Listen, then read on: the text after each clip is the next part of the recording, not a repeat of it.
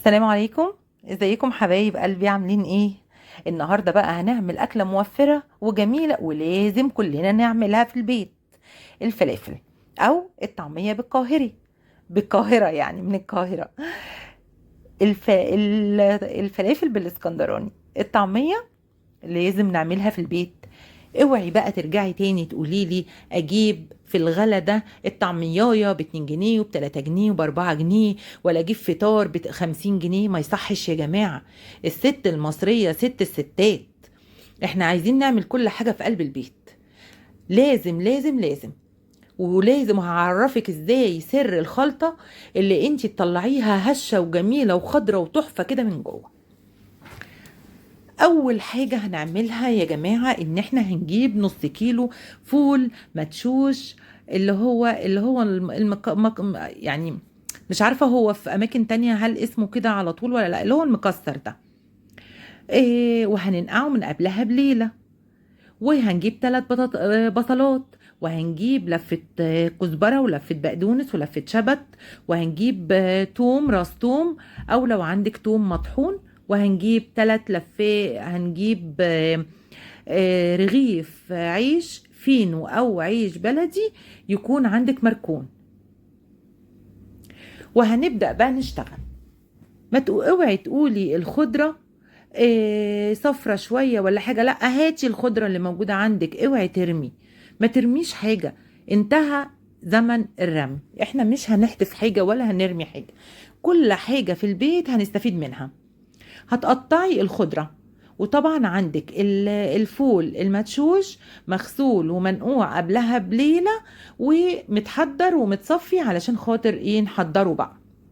قطعنا الخضرة بتاعتنا، شبت بقدونس كزبرة، وهنخلطهم بالايه بالفول. وعندنا رغيف عيش كايزر او رغيف عيش فينو او نص رغيف عيش بلدي عندك مستغنية عنه. وده سر الخلطة بتاعتي. و3 بصلات هنقطعهم. وطبعا العيش ده سر الخلطة ليه؟ ده اللي هيخلي لك الفلافلاية او الطعميايه ماسكة نفسها، وكمان من جوه هشة. انا كان عندي التوم ده مطحون من شهر 2 اللي فات وابيض وتحفة. ويا ريت تشرفوني وتشوفوا المقدار الملح اللي انا حطيته. ما خليش التوم يصفر نهائيا لغاية النهاردة. انا داخلة على سنة دلوقتي. طبعا احنا علشان نطحن الفول ده لازم هنطحنه على مرتين، لان المرة الاولانية بيبقى مكسر نص تكسيرة بالمنظر ده. هنطحن كله، الخلطة كلها بتاعتنا هنحطها على بعض وهنطحنها حبة حبة كده.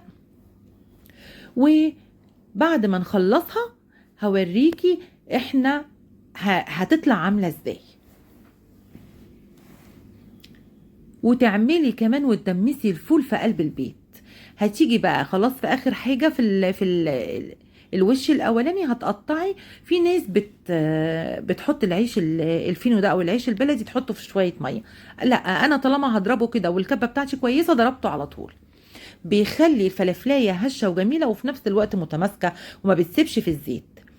العيش ده السر بتاعي، سر الخلطة. لان في ناس بتحط بيضة علشان تتماسك الفلافلاية او الطعمية. لا، العيش احسن واوفر كمان من البيضة. انا هنا ده عملت الوش التاني. شايفة طالعة ناعمة وجميلة ازاي؟ ده الوش التاني. طبعا انا عندي جنبي التوم. انا في اللحظة دي المفروض كنت احط التوم، بس انا نسيته. هوريكي دلوقتي هحطه ازاي. هتبل بقى الفلافل عشان اشيل الخلطة بتاعتي متبلة. انا حطيت شطة. وعندي كانت خلطة انا بعملها بايديا، اسمها دقة، انا مسميها دقة. دي عبارة عن 7 حاجات: ملح، سمسم، حبة البركة، كزبرة ناعمة، كمون، شطة، شوية توابل كده، حاجة كده تفتح النفس. ديت انا حطيت منها معلقه. وتبلت كده خلاص الفلافل بتاعتي او الطعميه بتاعتي. جبت العلب دي بتتباع عند بتوع الاكياس، او عندك اكياس هاتي. وتفصلي على المقدار اللي انت عايزاه اللي يكفيكي فطار انت وولادك. انا اتقسمت معايا على 3 وجبات. التوم هحطه على وشها، وان شاء الله لما اجي اعملهم هقلب التوم فيها. لو انت عندك التوم ما كانش مطحون، ابقي ايه حطيه مع البصل ومع الخضره وتطحنيه مع الايه مع الفلافل او مع الطعميه. انا بقى هنا هعمل طبق منهم وهاخده وهوريكي دلوقتي انا هعمله ازاي. يبقى انا دلوقتي بنص كيلو فول مدشوش عملت 3 وجبات. جبت بقى الزيت بتاعي، زيت النجيف اللي انا عارفه هو جاي منين، مش بقى الزيت اللي في الشارع اللي بيجيبوه هو بيبقى مستعمل قبل كده وبيبقى مهدرج. انا جبت اهو الطبق بتاع الفلافل بتاعي اللي كان على وش الثوم، حطيت عليه معلقه كربوناتو، ولا هتحطي بيض ولا تحطي اي حاجه، وهوريكي الفلافلايه هتطلع عامله ازاي. اللي بيحطوا بيض علشان بيخافوا ان هو ايه يفرول في الزيت. انا طول ما انا حاطه السر بتاعي اللي هو لقمه العيش بتاعتي او الرغيف الكايزر بتاعي او الرغيف الفينو بتاعي، خلى الفلافلايه زي الفل. اما لو انتي مش عايزاها تطلع محمره قوي زي ما هتطلع دلوقتي، قللي الخضره بتاعتك شويه. جبت بقى طبق فيه سمسم وحطيت بقى السمسم من هنا ومن هنا وخليت شكلها في منتهى الجمال. ما انتي هتاكلي ولادك، هتاكلي وتاكلي ولادك، يبقى بنعمل احلى حاجه.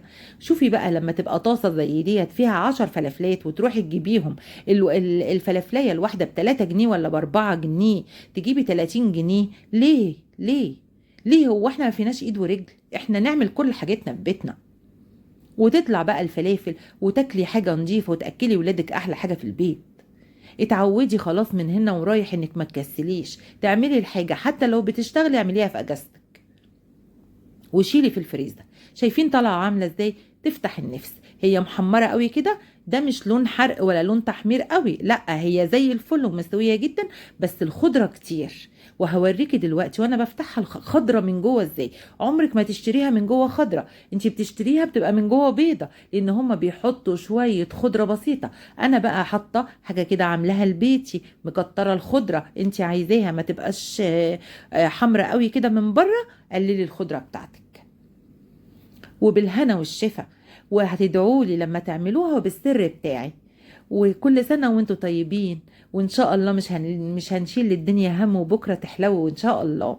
واوعوا تنسوني لايك واشتراك في القناة، ويا ريت شير بقى لو عجبكم الفيديو، وان شاء الله.